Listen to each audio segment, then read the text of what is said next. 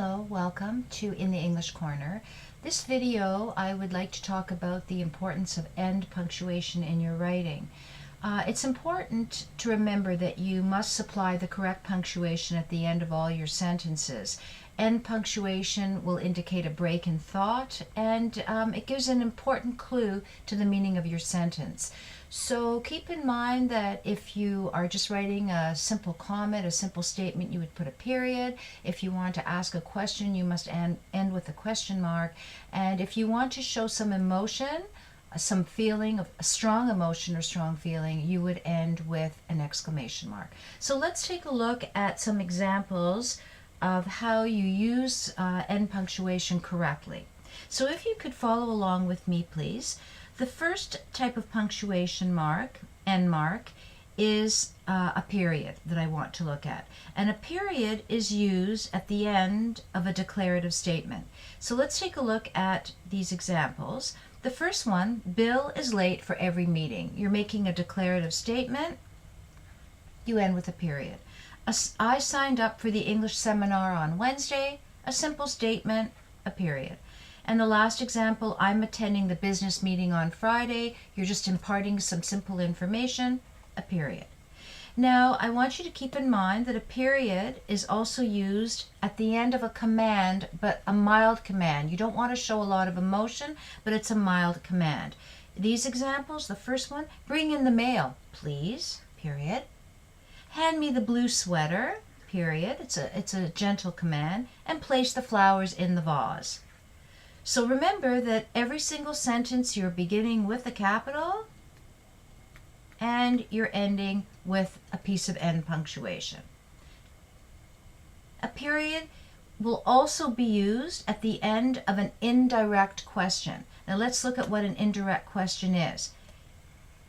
You do not use an question mark if it is an indirect comment, an indirect speech. Let's look at these examples. My brother asked if I borrowed his shirt. You're not asking a question, it's an indirect question. You didn't say, my brother asked me, did you borrow my shirt? Then that would be a question. So in this case, it's indirect, a period. John asked if Betty was meeting them at the movie theater. It's also an indirect question. You end with a period. And final example here, my boss asked if I needed time off. It's indirect. He's not specifically asking, it's indirectly asking. And here's another use of the period. A period is also used at the close of a group of words that are used as sentences even though they are not complete sentences. So you want to try to write incomplete sentences, but sometimes for effect, you will include an incomplete sentence. Let's look at these examples. Bill is always late. That's a complete idea, period. And then for emphasis, you're saying always. So you could put a period. This is wrong. There's the end of your statement. Really wrong. The second one is incomplete, but you still have to put punctuation at the end. The third example, I am going to the party. That's complete. A complete statement, period. And then now you have the small grouping of words for sure, and you have to put a period. Although it's not a complete thought, it does require a period. So those are the rules, the basic rules for the end punctuation called the period. Now the next type of punctuation that's important to know is the question mark. And after you ask a question, or after an asking sentence, you must include a question mark. So let's look at some examples to clarify. The first one, place a question mark after a sentence that asks a question. So let's look at these examples. The first one, who sent me the beautiful roses? You're asking a simple question, you end with a question mark. How are you feeling now? Asking a question. And what is the reason for his absence? Asking a question, hoping for an answer. Here's another use of question marks. You place a question mark after a question that is not a complete thought. So let's look at these examples. The first one, can I help you? There's your first question that's complete, and then you're just saying when. So you're asking, although it's an incomplete thought, question mark. I am late, a statement, period. Are you? Question mark. And I will join you, a complete statement. And now again, a question that's not a complete thought. May I? And then you put your question mark. Now keep this rule in mind, that you do not end a question with a question mark if the question is part of a statement. These are called indirect questions. They tell the reader about questions rather than asking a direct question. And these types of indirect questions will end with a period, not with a question mark. So again, it helps if you look at examples rather than reading rules. You will reinforce them by looking at the examples that I've included. So follow along with me, please. In the first one, is anyone at home? That's a clear question. You're expecting an answer. You put the question mark. But this becomes indirect. I asked if anyone is at home. So it's no longer direct. So now you would use a period. And often if you see words like if or that, it means it's indirect. So it would be wrong to put a question mark in this second example. The next one, do you know what I'm trying to tell you? A question. You're expecting an answer. But in this one here, I wonder whether you know what I'm trying to tell you. This is now a statement. You have to end with a period. Again, if you see the word whether or if, it usually will mean that it's not a direct question. So you'd end that with a period. This example, is he coming to the party with you? It's a clear question. You want an answer. End with a question mark. And in this last one, I asked if he is coming to the party with you. I'm not directly saying, are you coming to the party with me? So now this becomes a statement. You must end with a period. So be careful that you know how to pick out direct and indirect questions, because it is wrong to put a question mark at the end of a statement if it's an indirect question.